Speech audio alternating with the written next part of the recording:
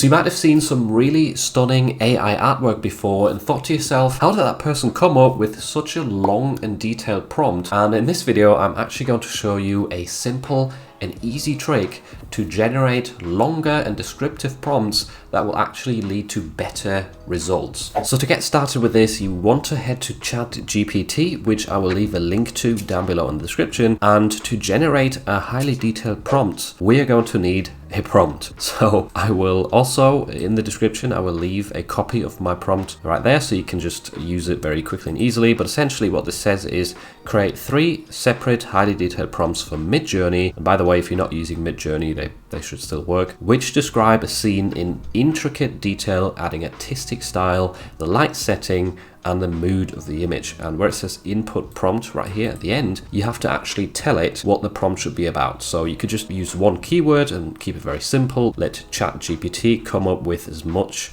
as possible on its own, or you can be a little bit more descriptive and say something like cyborg cat. That might be a cool idea. Once you've typed this in, just hit this little arrow. So once these prompts have been generated, obviously you would want to copy and paste them into your AI generator. So here we are inside of Midjourney. To use the prompt in Midjourney to generate an image, just hit / and enter, and then you should get the imagine prompt. And then you can literally just paste all of that text into here and hit enter.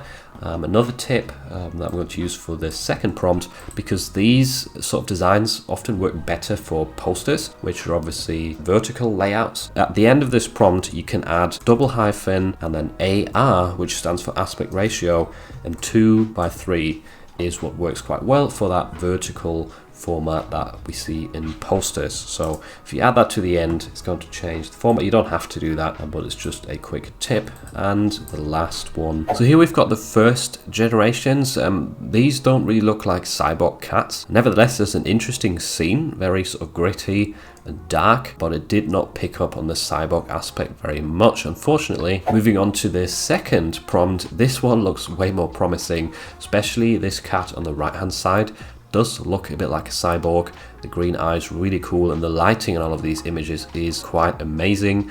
So it's also worth looking at the prompts after if you get some good results and seeing which descriptive words were used to get these sort of cool lighting results. This cat, once again at the bottom, also quite cool with this sort of red highlights right here.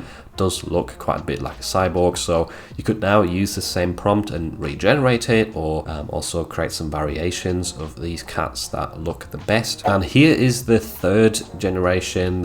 Some really cool variations. These actually look a lot more like cyborgs. The colors are very vibrant, definitely very interesting. Are they usable as posters? I'm not sure.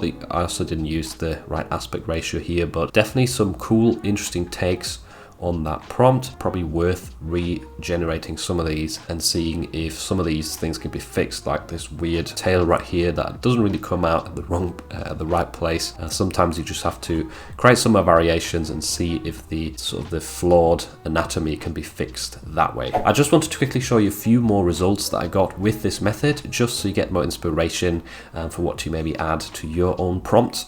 So here we've got a cat eating ramen. It didn't turn out perfect, like it's not actually eating ramen, but some really interesting results. Here we've got a futuristic city with cars in it.